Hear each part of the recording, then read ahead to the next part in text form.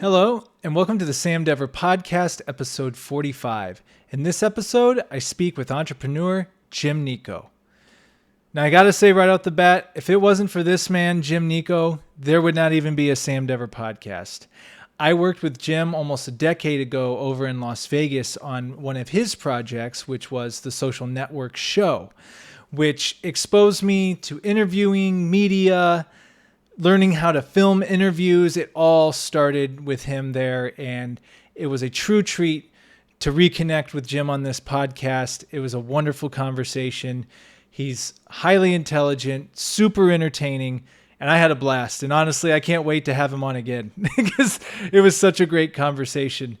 The book of the episode, I'm going to go with The Dip by Seth Godin. I read this one. It's been a couple years since I read it. I probably need to reread it, but basically it's the concept of when you should either keep going with something or break it off and go do something else, which is really a really tough concept, especially as an artist or something you're passionate about. He really breaks down, when to call it quits and when to keep going. So it's just one of those good perspectives. Again, and Seth Godin's written so many really good marketing books. This is another good one of his.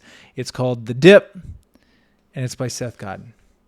Without further ado, here's my conversation with Jim.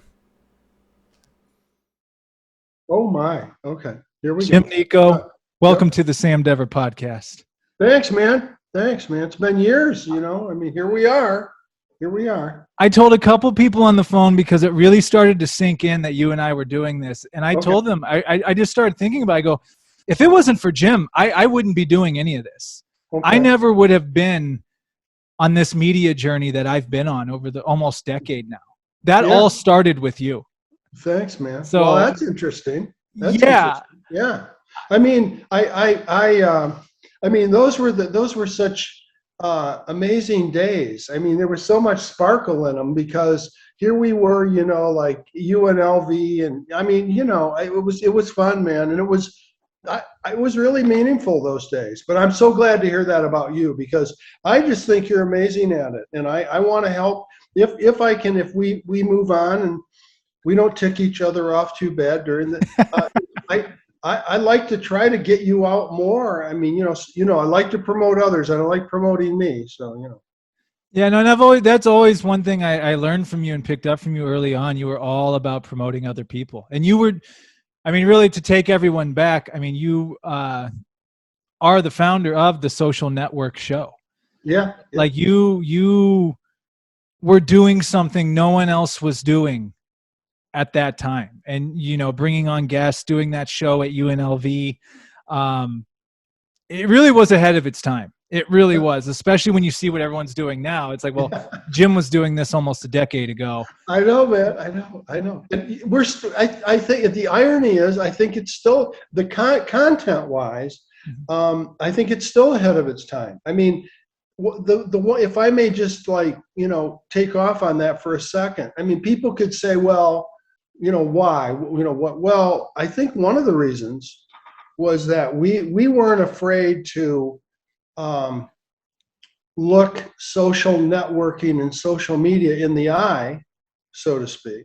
And I'm not saying that there isn't some good that's come out of it, but the idea that that you can go on some kind of a network like Facebook, I guess it's Meta now. I don't pay too much attention, but and just like hook up with people. I mean, I'm just going to cut to the chase. I think the one thing that really bothered me about Facebook in the beginning was, other than I'm not saying it hasn't done some good, but was that I thought that they turned the word friendship upside down. I mean, in other words, just my opinion here. In other words, you don't become a friend by clicking on a some kind of a social network site. Those weren't friends. That's not how you define friendship. I thought the bar got lowered so far, and I know why. I mean, sure, the money and the commercial reasons, and but it didn't change the fact that, to me, you couldn't know if those people were friends. So that's where kind of it began. And then we saw some of the damage that was done, some of the like Carol Todd when she lost her daughter, you know what I mean? And then we had so many meaningful people come on the show. And one of our questions was always like, well, how do you use social networks? What do you think? You know, of course, you know the history, but yeah, man, it was, and I just, what I had hoped for that era was that these, I hate the word man up, but I still wish that the social networks would stand up, and they'd stood up and been counted, but if they'd stand up and say, look, you know, we are media companies, we need to be responsible for what we say, you know, I mean, and that's why we're still ahead, because we're advocating for that, but I haven't seen it happen, you know. Yeah, it's it's funny because what you were doing, then that helped birth me to do the social media show, and I felt like we were both promoting this social media, social networks all over the place. And now I was actually talking to someone I had worked with on the show, and it's like the social media show, and it's like, man, I almost feel like I was peddling crack back then, like thinking it was good for people. But now that we're getting more and more years into it, I don't know how great it is for people, especially now. And that's interesting what you say about the friendship in the beginning, how you caught that really early on. Yeah, And yeah. if you look what's happened with it, it's really taken over people's minds and lives. Now everything's on this phones. People are buried in it. They're lost in it. And really, it is awesome because we're getting to do what we're doing right now, and that's a great connection. But it's also kind of a false sense of a connection in a way with a lot of people too. So I don't Yeah. know where I'm going with any of that. But It's it's all just right, man. But you know, that's just it. I mean, you're just kind of going with your gut. I mean, and you're right. I mean, that's what. So we're not saying it hasn't done any good, but when you take things, well, anyway. So that was then. I think we did almost 210 shows. Dr. J wow. was, of course, one of the things so if anyone is interested in this show and they're interested in any of my background, I mean, what I was trying to do, and then we can cap this or whatever. But in a nutshell, what I was doing is I was trying to bring up how we could make the whole social networking and social media experience more fair and ethical and even more legal and moral. I don't know that we succeeded, but we certainly brought a lot of amazing voices to that conversation. We recorded the social network show, recorded approximately 210 shows or something, and I also got into producing those series on the social network station. Now those are kind of gone. I think the domains are up for sale. But anyway, and last thing to cap this off was what I wanted to do was not just go on and be my normal charming self, just kidding, self. But I wanted, when I met Dr. J, that was a real turning point, because I haven't heard of many experimental psychologists. I mean, and that's what she is, and she still is. She's still a really close friend, and she's retired now. But to bring on somebody with that I had a clinical background. I was a crisis intervention expert, but to bring in the psychological level of her made it rich, and you came on, and then it gave birth to what we were doing, you and I, and I thought we were kind of two peas in a pod. I don't know. Anyway, that's the cap. If anyone wants to know about it, my LinkedIn page has pretty much all, not everyone, but a lot of the guests that came on the show. And we had world class. I mean, it's funny because nowadays I see like, and this is a conclusion, but nowadays, like I belong to Harrow, help a reporter out, and I don't know if you're into that, but do you know about that? I haven't heard. I think I've heard the name. I don't know much about it. Oh, it's very interesting. Very interesting. I'll turn you onto it later a little bit more. But what I'm getting at is, people intermittently over the 5 or 6 years that we did the social network show, people would say, well, how do you get guests? And like, we had waiting lists. I mean, people just came out of the woodwork. Everyone wanted to be on the show. We got Google on the show. I mean, that wasn't easy, but we had, the United Nations, Johnson & Johnson, all kinds of, great, interesting people. So we can cap that off.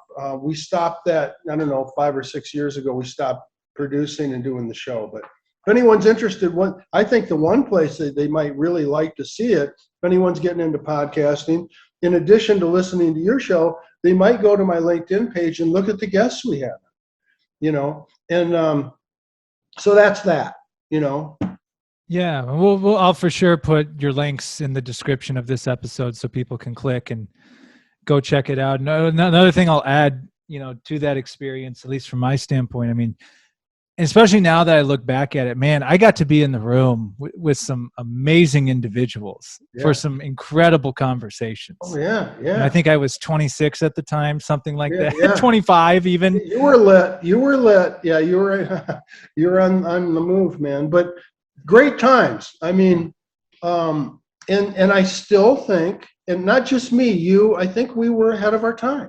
And I think that was part of the problem because, I mean, come on, the social networks were making a fortune. They weren't necessarily going to change because I said they needed to. But that was then.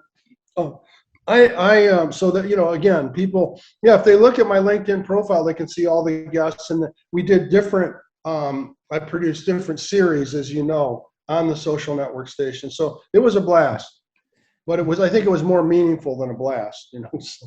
I didn't call you the Ted Turner of social networking for nothing. So. Well, that was the best compliment ever, It really was, because of all the guys out there, I don't know that much about Turner, but I was intrigued by him to the extent that I very much respected, if I got it right, is that at one point he gave away a third of his wealth to the United Nations, which I haven't heard of anyone else doing. I mean, I'm not saying no one has, but it hasn't been front page news. Like I'm guessing if Gates would give away a third of his, you know what I mean? How much money do you need? I mean, you and I know how much money we're going to try to go get.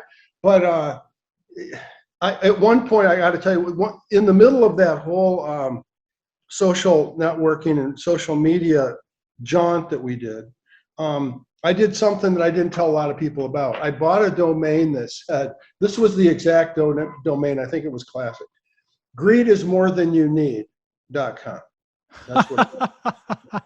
And I owned, I mean, my wife just about, I mean, I don't know how rocky it got, but I mean, at one point I owned so many damn domain names and I thought they were all brilliant. I mean, it's like. I do the same thing. Yeah, domain junkie. I had a problem. Anyway, but the one, greedismorethanyounneed.com. I don't know if it's around, but I got rid of it, but I loved it. And I still believe that, that greed is more than you need. You don't, you and I'm not going to preach on that. I'm not going to get it, but I got a lot of feedback on that. And then I started getting radicals were following that. And I thought, well, wait a minute, I better be careful because I'm doing this mainstream. Anyway, that was then. And I also had another domain, and I can defend this one, thesocialnetworkfromhell.com. So what the goal there was, I never did it. The goal was that once you've been on the other social networks, what you should do is join the social network from hell and settle down into your, okay. So that was my domain addiction state. I got a million of them, but they're gone now. Trust me, I've definitely let a few go that I've held on to for years. Because in your mind, you're like, oh, this is going to be huge. Yeah. I'm reminded just talking to you too. It's like, you've always had this big creative entrepreneurial drive. Has that always been in you? Has that always been? Well, I got it. Okay. First of all, I got to tell you a story, but I got to tell you, I mean, because this is the fun part. I got to tell you a quick story, but I'm also going to send to you the original because I don't want to read it now, but I'll give you, like, how people say you get things in your blood, right? That kind of thing. Okay. So my dad, this is where it started. Okay. So I was more interested in spiritual. My thing was I was interested in really high level knowledge in terms of like, whether it was the ultimate in poetic and literary knowledge or philosophical knowledge or mystical metaphysics. So I was always way into the ultimate stuff, right? My dad, his name is Vito Nico, which, so it's Italian, my last name. And he was a genius in his own right and unbidden. I mean, he never claimed to be that, but those around him, including me, saw it in him. I mean, he was just, you could see it. As soon as he walked in the room, you could see it. And there was a very dangerous side to this guy, okay, which I don't know that I want to get into that now. It had a major effect on my life, but you know me, I just might get into it in part two. Anyway, I don't mind going into it, but I want to be careful because that one, it was when you got an Italian, here's the combo: Italian, genius, and he was a Navy Ranger. So during his time, he was the most highly trained killer, assassin-like killer of his era. The Navy Rangers were way ahead of anyone else. Green Berets. These guys, they predated all that. Okay. So when you add in like an amazing a trained, very, very sophisticated guy, his hands are registered. He couldn't fight. I saw him fight, but he wasn't allowed to legally. His hands are registered. Italian, genius, and hands registered. And then you got me, the rebel, and I'm the oldest son. And he thought I was exactly like him. I mean, from the very beginning. There were some reasons for that. One, we were the same size as I got older, and this all relates to your question, but it's the fun background to it. We were the same size. I wore his clothes when I was in high school. I later had we became quite close. She said, you have your dad's eyes, I mean, there were a lot. It was kind of eerie. He and I were more like twins than we were like father son, but then there was a dark side. Okay. So 2 stories about him ought to put things in focus. He made his first million on a borrowed $5 bill. Here's what he did, okay? He would go to a bar. He was a drinker, okay? He'd go to a bar, and this is a typical thing with him. Like in Michigan, I grew up in Lansing, Michigan, capital of Michigan. He went to a bar, and he did a lot of his business in bars drinking. Anyway, he's in a bar. He borrows $5 from some guy, and this guy was feast or famine. I mean, we lived in mansions, and he'd be broke the next day, and then he'd have millions. I mean, it was up and down, roller coaster. He borrowed $5. Here's what he did. He knew of land that was available, but that was extremely expensive, or in a sense, unavailable. It was there, but it wasn't for sale. Okay, farmers, generations of farmers had all this acreage in Michigan. And it wasn't for sale, but you get a farmer coming in with the overalls and he's got $1 million in the bank, and everybody's got a price, that whole thing. So here's what he did. This was the beginning of malls as we know them today, the malls, right? So these mall developers were looking for property all over the world. I don't know about the world, but at least in Michigan and probably the other states, to build these huge malls, okay? And he knew that, and he knew farmers had land. So what he'd do is here's how he made his first million. He went to a farmer, he said, look, you want to sell? No, I don't want to sell. Well, what price would you sell for? So he'd raise it.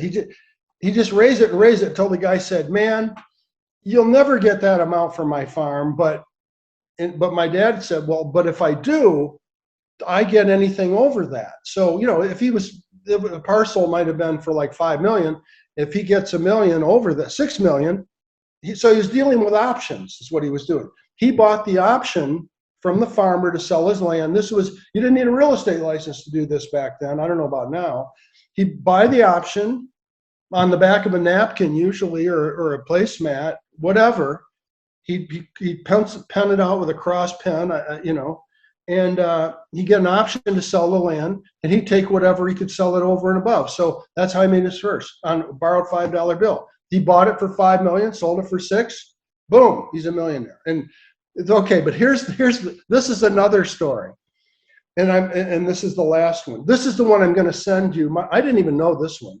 My daughter found this one, but okay. So there was a point where he owned a couple of. He became a millionaire. All self-made. He never finished school. He just did it by his wits. Anyway, at one point he owned a hotel in Fort Lauderdale. I went there once and got in enough trouble that I needed to leave. But then he owned one in Winter Garden, Florida, which happens to be just outside Disney World.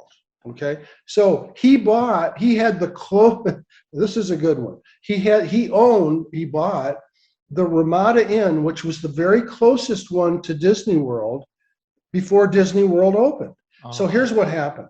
He goes, he owns it. Now, how the hell he got that together? He was wild, this guy. Okay.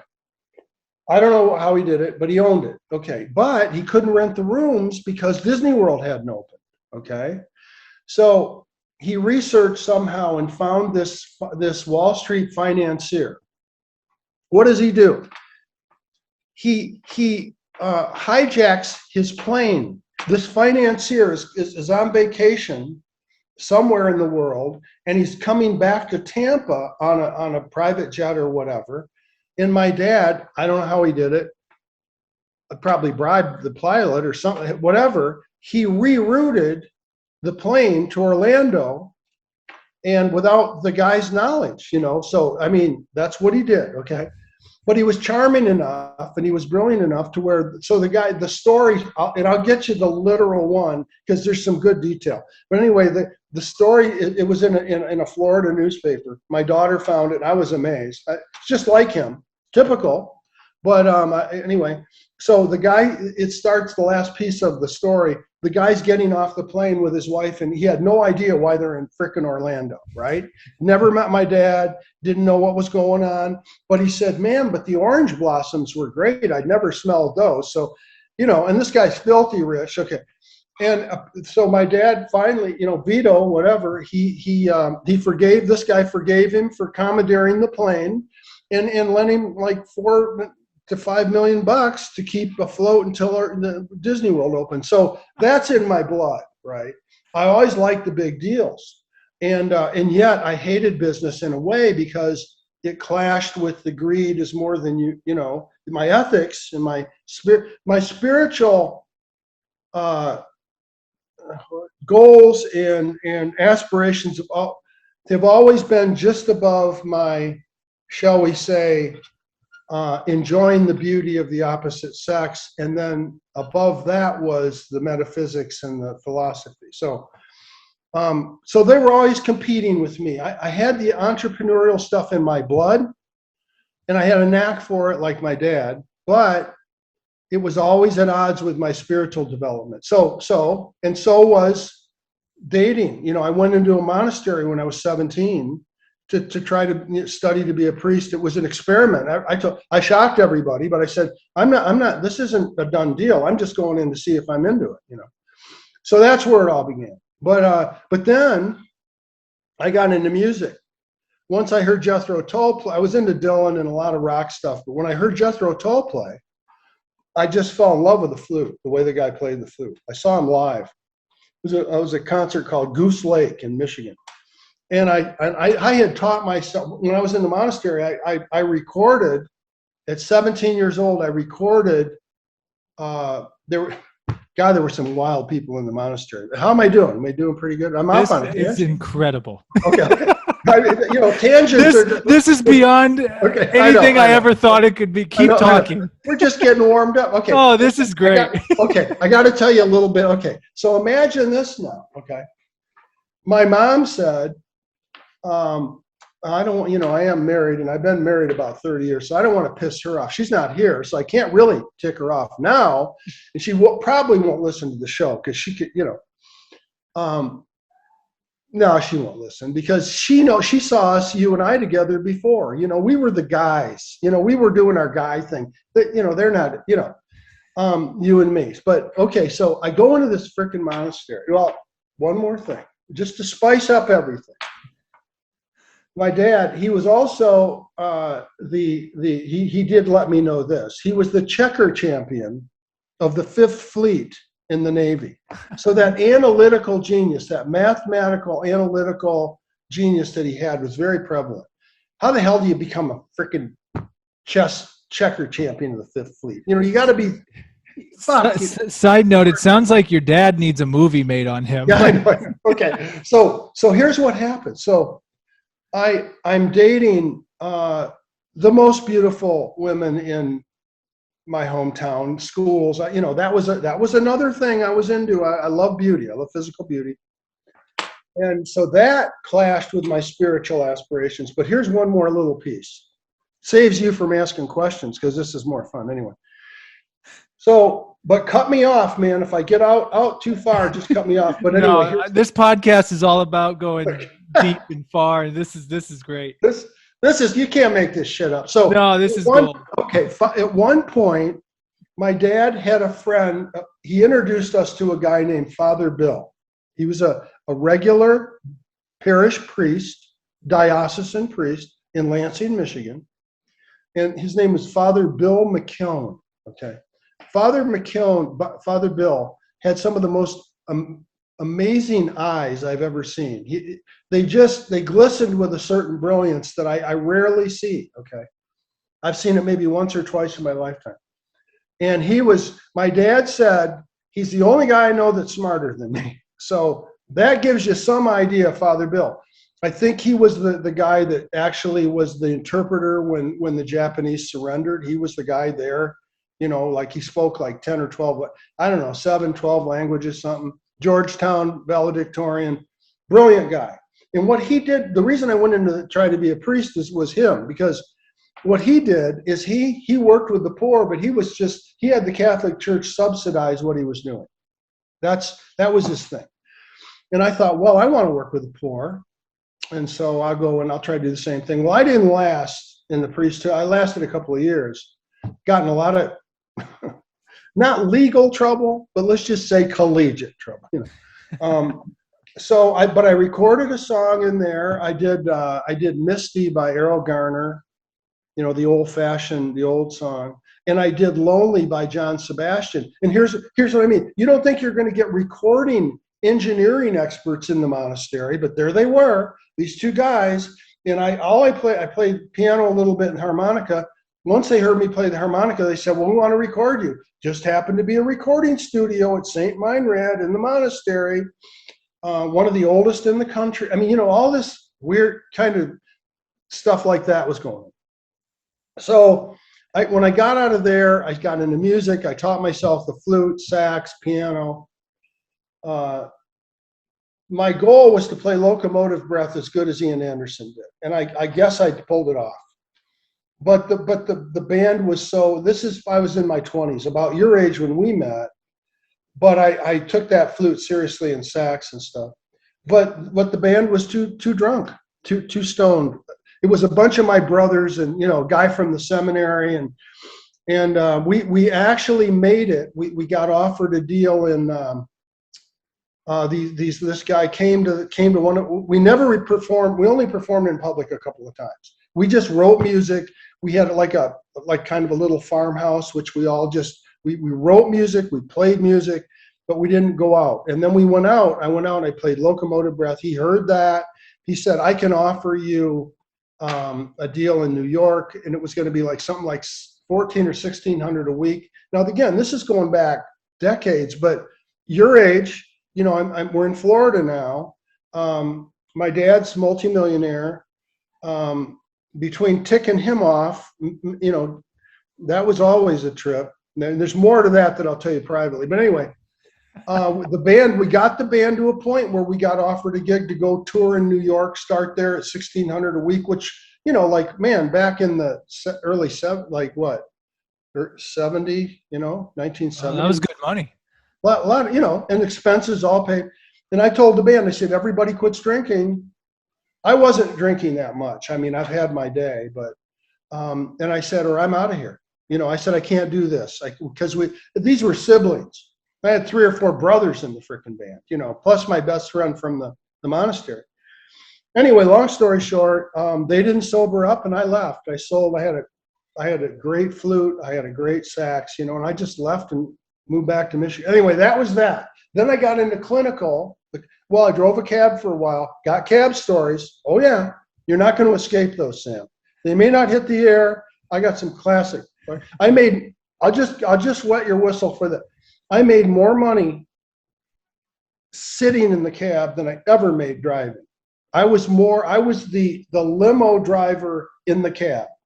And that was in Santa Cruz, which, that my daughter's still there. That place is a trip.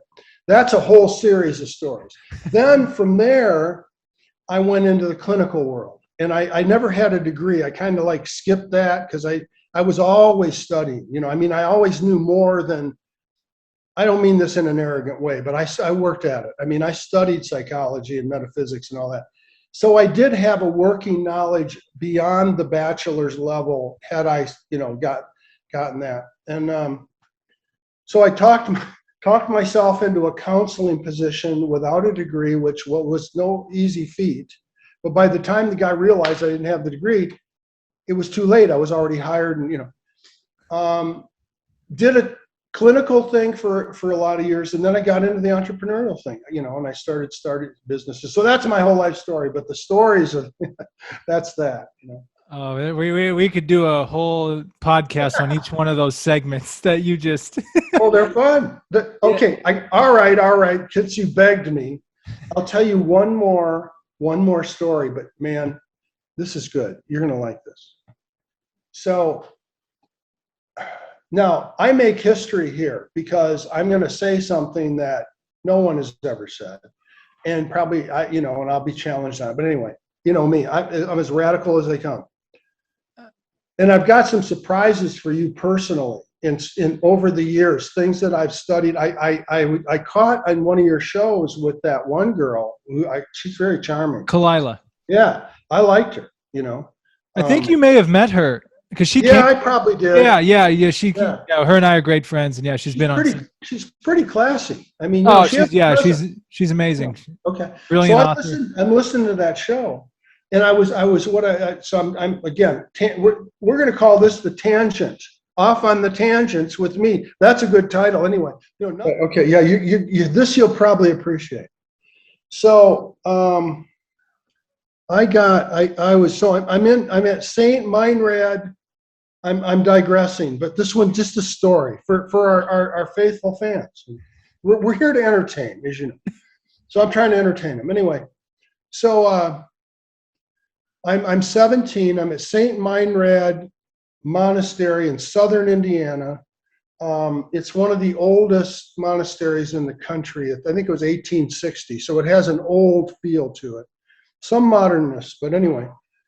So I immediately start getting into trouble because I didn't want to follow some of the rules. I didn't want to get up at 6 a.m. Those are the little things. But some of this I'll tell you personally, but I think you will appreciate this one. And I think our vast audience, our growing audience will appreciate. So I'm there, and I could care less about politics to this day. I know it's there, and I know it's doing what it's doing, but I don't, I have no real interest in it. So anyway, but a buddy of mine named Chuck White was into politics. And one day, a lot of stuff happened before this. One day he came up to me. I was more interested. I was majoring in philosophy. I was writing serious poetry at that time, publishing in their local paper. And I had anyway, that's a whole other thing. But Chuck White came up to me one day and he said, "Listen, I know you're not into politics." And I said, "No, I'm not. So why are we talking about it?" I wasn't really sarcastic, but he said, "But I am, and I want you, but here's something kind of different." He said, "So Bobby Kennedy won the Indiana primary." And I said, "Well, that's good to know. I didn't know, because I wasn't really watching the news either." But I said, "Well, but I don't know why are we talking about it?" And he said, "Because in Oregon and California, the schools don't get out till later, like in early June or something. And he goes there next to the Oregon primary and then the California primary." And he said, he needs people to go work for him there. So I've got a deal with the Kennedy organization where 21 seminarians are going to, all expenses paid, can fly out to Oregon, canvass for Kennedy, and then basically on to LA. And LA was to be blunt, it was where the women, the girl mecca of that, to me, LA had to be with the girls. Okay. I didn't have a problem with girls, but that just had a reputation. I thought, man, so I'm going to get a free ride to LA. I say, I know why you're telling me this now. Okay. So we fly to Oregon. Now, here's the important, that's not so important, but here's where I was, again, like the social network show and the station and the association and everything, all the eight different avenues of that. I was ahead of my time. Here's how. I didn't know this when I got there, but out of 400 freshman seminarians,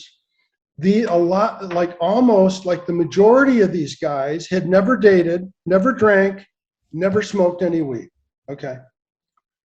And I mean, those are basic things you got to get through. I mean, even if you don't stick with any of them, you got to experience. Okay. Yeah, you got to go through it to understand.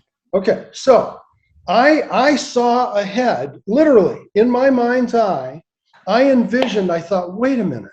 These 380 or so regular red-blooded American guys were in what they called, and I just heard of this, minor seminaries. What that meant was they were in high school seminaries. I'd never heard of it till then. I was in a college seminary, and theology was like graduate school, where you get your, you go on and you get your degree in theology. I didn't even know there was such a thing as a minor seminary. They were in minor seminaries and they didn't allow them to date. I thought, well, this is where I was ahead of my time. I thought, if they don't date and they don't drink and they don't mix these things, they're going to start doing crazy things in the future with, when they do get around females, young and old. I mean, I saw that. I said, wait a minute, you can't not date and then go counsel young girls or old girls or women about marriage problems like sex problems and not get in over your head. So my mission then became to teach anyone who was willing how to date.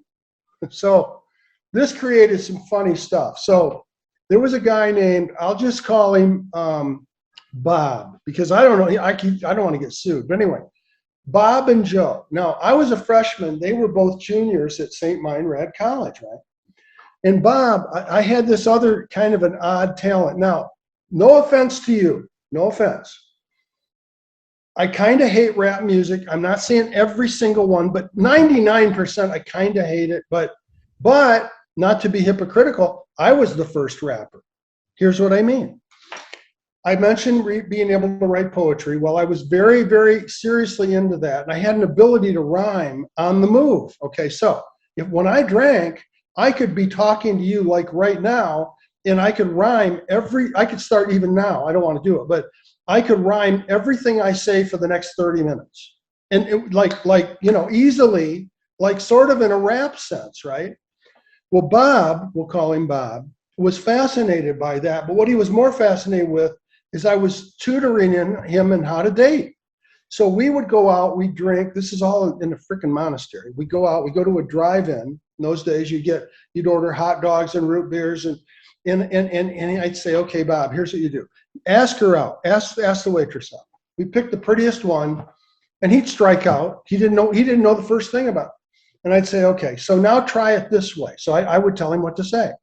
And it always worked. Okay, so now, and he sort of idolized me, which it was to the chagrin, and almost his buddy, his best friend, Joe, was amazed at that. He was amused by it, but he was also kind of like, what do you make of that? I'm his best friend. He's idolizing this guy because I had this ability with women, and I was teaching him how to date. So what's that got to do with going out to Oregon? Because Bob and Joe went with us, right? So picture this. We blow out to Oregon. They gave us a car by Kennedy's. Kennedy's gave us a car. Knew nothing about politics. I mean, zero. Wasn't interested in it, but here I am. Met a model out there. I'll just call her Sandy. I remember her last name. Just gorgeous, right?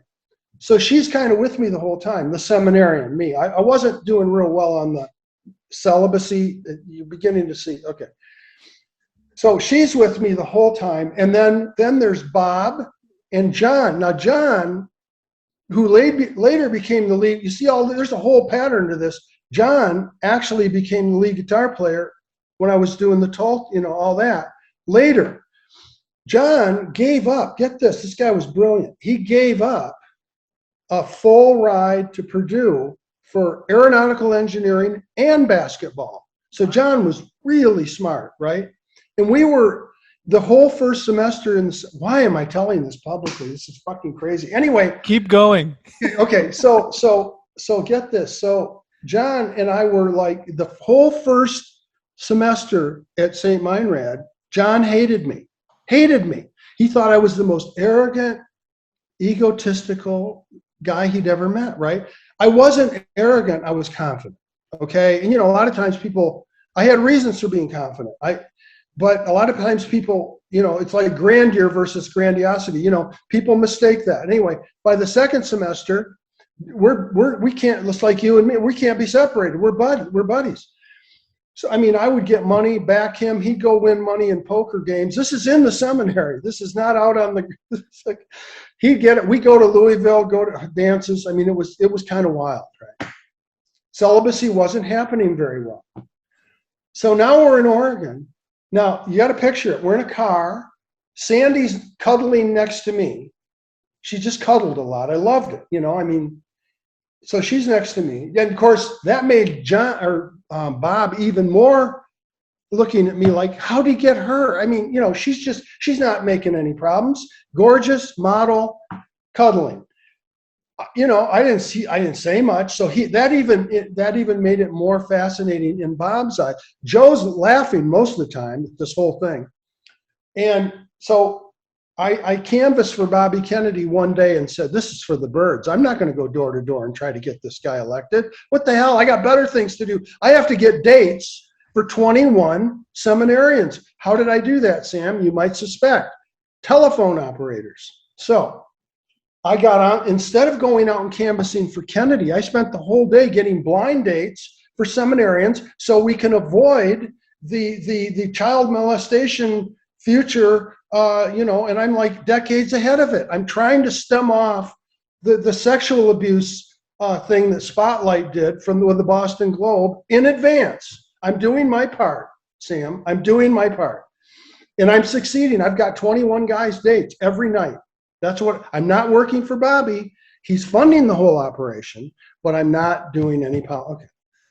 I should not be admitting this, but I am. Just when I thought that you were a pioneer, you just took it to an entirely different level. That should be a movie. What you just I'm telling you, man, this is pre-Spotlight. You saw it, I hope you saw it. Anyway, I'm trying to head off the sex abuse hysteria like in 1968. 30 years ahead? So I was ahead then. So anyway, this is, I'll tell you the rest. This is classic. So we're at the beach, and Sandy's with me the whole time. We're at the beach, or I'm in there getting the dates, and we're not doing anything for Bobby. Nothing. And I'm not proud of that. In a way it was unethical and, it wasn't too cool, but I don't think I was doing too much harm, but I sure as hell wasn't earning my keep. Okay. So yeah, this is true. Get this. So I'm getting the dates. And Bob, and we were drinking, not to get drunk, but just the buzz. And I would do my rap thing, which I do some of that. And of course, Bob is just kind of idolizing me at this point. So at one point he goes, Joe, stop the car. He said, Jim, and I would give him commands. It was hilarious, but we had it on a command obedience thing. And we were drinking. It was just fun to do it. I'd say, go tell her this. And then the girl would go out with him, go say. So we turned it into this command obedience thing. So he said, Joe, stop the car. And we're kind of a little bit buzzed. And Joe said, why am I stopped? He said, because I'm going to go jump off a bridge if Jim tells me to do it. And I said, whoa, wait a minute. We're not about bridge jumping. That's not where we're coming from. That's not what this is about. But, we did stop the car and have some fun with it. Hold on. I think that's Jane. Let me just tell her. Hold on. Let me just tell her. Tell her hello. Yeah, I'll tell her. I'm on. I got to talk on the Sam Deaver podcast. I got to take a second, right? Just Yeah. really blow our mind. The Sam. Yeah, we've talked about it on this, so that's perfect timing. Yeah. Hold on, Deaver podcast. Okay, and then I'll just tell her I'll call her. I'll text you back. I'll text you back. Okay. Anyway, so this is almost over, but it's just check this out. You back. Okay. So now I'm sitting in the office. There's a little pause in the action. He didn't jump. I said, I'm ordering you not to jump, not to jump. So Bob didn't jump. Now, fast forward a few days, I'm sitting in the office and my feet are up on the table and I'm getting the usual daily 21 blind dates with telephone operators. And in come these mafia looking guys, Jim and Bill, pinky rings. They just looked the part. I mean, there's no doubt that they were these Italian enforcer type guys. And they walk in and they're there just to see if there's any screw ups like me taking advantage of the system. That's why they're there. Okay.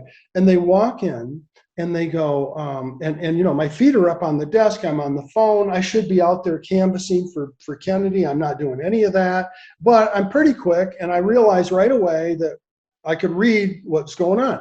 And John was in the back, probably nursing a hangover. I said, John, follow my lead. So I'm going to improvise this. And so they walk in. I said, now this is for your entertainment, Sam, especially you.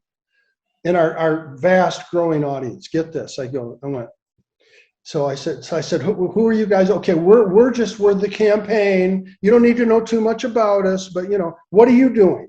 They're saying. I said, man, this is pretty true. I said, man, am I glad to see you guys. This is Jim and Bill. I mean, I said, man, am I glad to see you guys. I said, well, and they're looking at me like, pardon me. I said, this campaign's all screwed up. The whole campaign in Oregon is a mess. I've been trying to figure out how to fix this thing, and I haven't, I'm working on it. I mean, this is all bullshit, okay.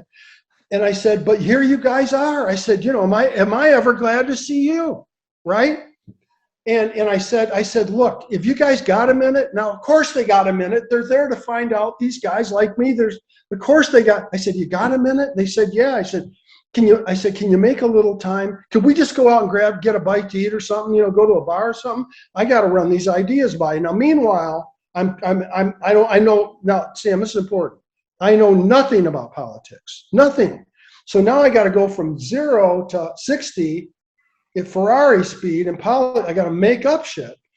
I needed time. So John goes with us. We go to a bar. They had a car. We go in there. Now I used Vito, my dad's old trick. What he used to do is as soon as you get into the bar, he'd find a placemat and he had a gold cross pen and he'd just start figuring everything out on that placemat, right? So we're sitting down with Jim and Bill, and I'm not going to say seemed to be like, I don't think they were like Rhodes Scholars. Let's just be mild about it, okay? But I liked them. They were listening. I got their attention. I started diagramming and improvising. This is all true. There's no exaggeration. A complete campaign strategy from nothing because I knew nothing.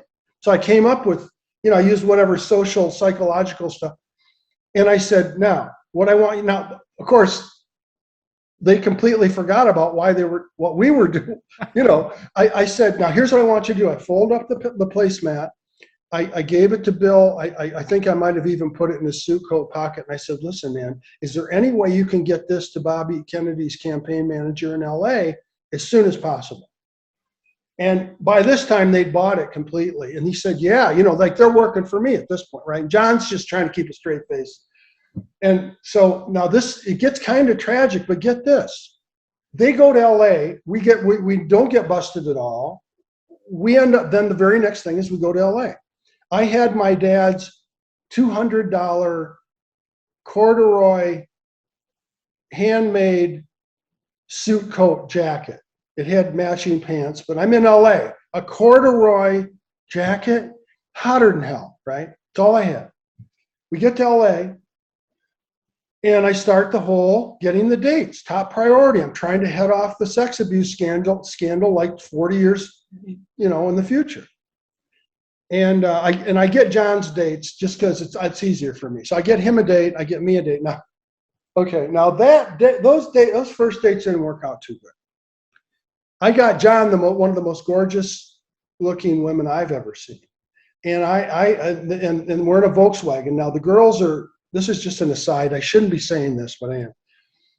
So my date is driving the Volkswagen. He's sitting in behind the driver's seat, and one of the most gorgeous women I've ever seen is sitting next to him. The date I got him. I didn't get her for me. I got him for John. And he's nervous. He can't even be around her. She's so knocked up. And he's my best friend, but I can't take my eyes off her, so I'm turning around all the time. I'm not going to really do much, but I just want to look at her, right? And my date picks up on that I'm, like more interested in his date, and they dump us. Fast forward now, we're in the Ambassador Hotel in LA, which I think just got demolished, but anyway. We're in the Ambassador Hotel. Kennedy's dude, I'm going to bring you right up to speed. Chuck White, remember him, who got us there to begin with, came up to me and said, this is no bull.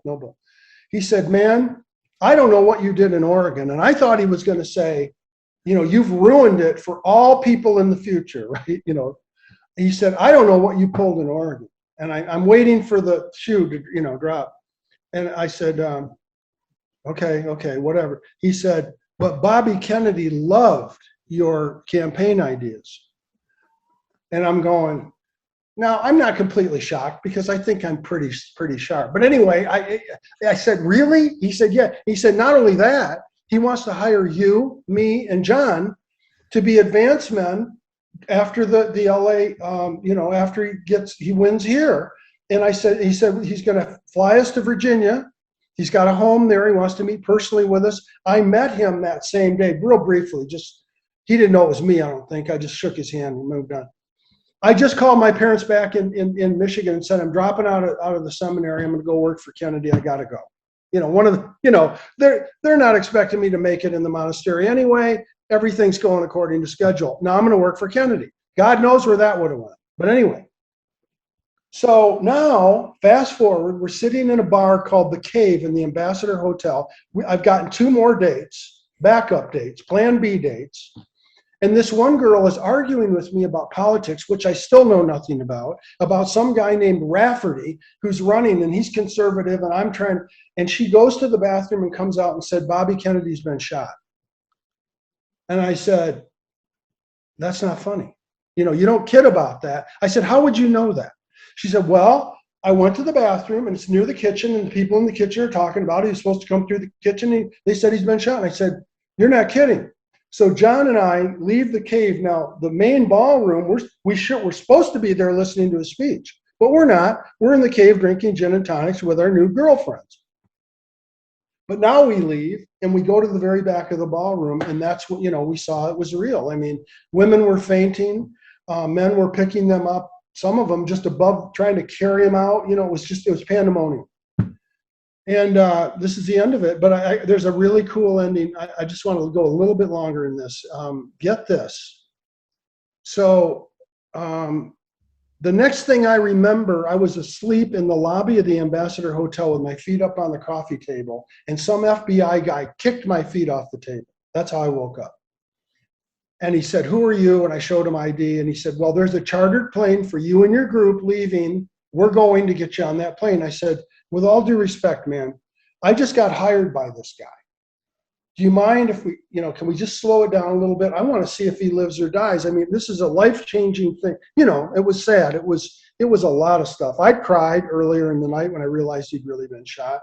I'd certainly sobered up about all this, but I wanted to know what was going to happen. So he said, well, unless you know somebody in this hotel, you got to go with me. And I said, well, I kind of do. I called them the Berkeley cheerleaders. Now, I think they were traveling with the campaign. They seemed like college-aged girls, a group of them, which is really ironic because Terry, my wife, got a master's from Berkeley. So, this all kind of fits together.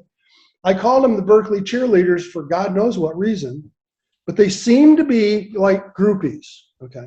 And I met them, and they gave me their room number, and they said, well, we'll see you later. You know, in case the second group of dates didn't work out, I had a plan C. I said, well, yeah, I happen to know these girls. I go up. I'm the only guy. I go in. There's like 10 cheerleaders, you know, level. And I made a mistake. He was cool enough to take me up there. I immediately ordered room service. Now, I'm not saying that was a smart move because I wasn't staying there. But he followed up with me and he said, you're leaving. I said, I'll tell you what. So on the way out, this is the end of it. On the way out, I said, look, man, this is for real. He really hired me. Will you just take me to the hospital where he is? And he did. And I can't tell you the name of it. I don't know where Bobby Kennedy was at a hospital after he'd been shot. But I was there standing outside the emergency room with 2 or 3 other people when he died. Or, you know, I don't know exactly when he's pronounced dead, but I was there. And then it was kind of a blur. I got on a plane, got back to Michigan. Here's the final thing. Get this. Remember, I didn't really do anything for Kennedy. You know, I'm not proud of that, but I was, let's just say I was just a kid trying to, you know, whatever. Get this. The FBI checked me out later. And then about 3 or 4 months after that he died and everything, I literally got a picture of Bobby mailed to me by Ethel Kennedy. And it said, get this, Dear Jim, thank you for everything. Love, Ethel. I was flabbergasted. I couldn't believe it. I mean, I never met her. The only thing I can guess is that he must have said something to her about me because, and I don't know who else got him. We weren't in touch. I wasn't in touch with him. But I lost that picture with some old girlfriend somewhere in a trunk. I don't know where it is. But literally, Dear Jim, thank you for everything. Love, Ethel. A picture of Bobby. And she wrote it. It was all in her handwriting. I couldn't believe it. That, talk about a class family. I mean, you know, that was how classy they were. And that was just one phase. I got a million of them, but man, is that a story? That's a good one, isn't it? That is one of the best stories I have ever heard. I have so many questions and things I want to spiderweb off of that. Part 2, we'll do a part 2. Yeah, so real quick. So basically, you were there the night he was shot. Yeah. I was at a bar called The Cave. Wow. And he was shot in the main ballroom of the Ambassador Hotel in LA, which I think now has been demolished, but that was what it was. It was the famous Ambassador. I was in The Cave, a bar called The Cave, when he was shot. And I have so much to say. I thank you for your service too of preventing, you know, trying to prevent certain sex abuse scandals.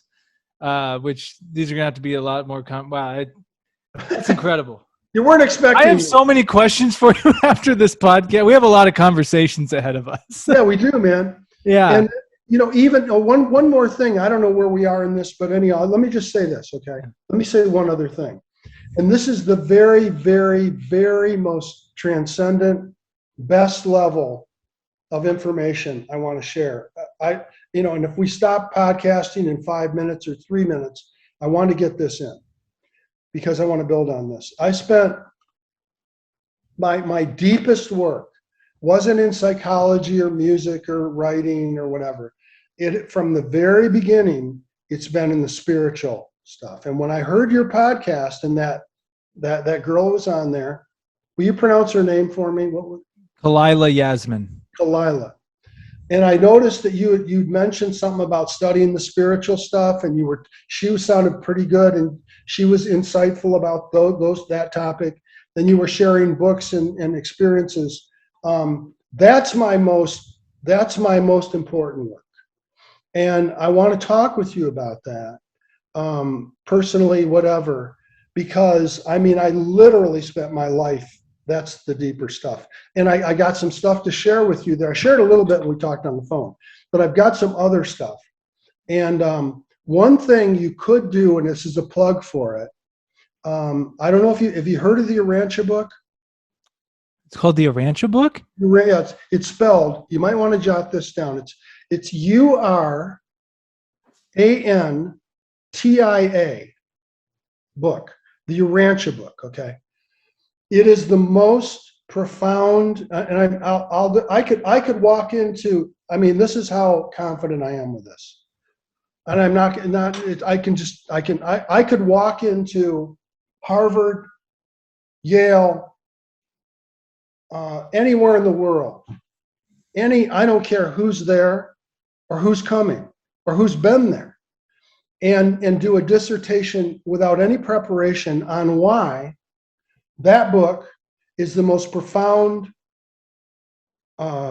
collection of writings in any language on this planet right now. Period. There's nothing.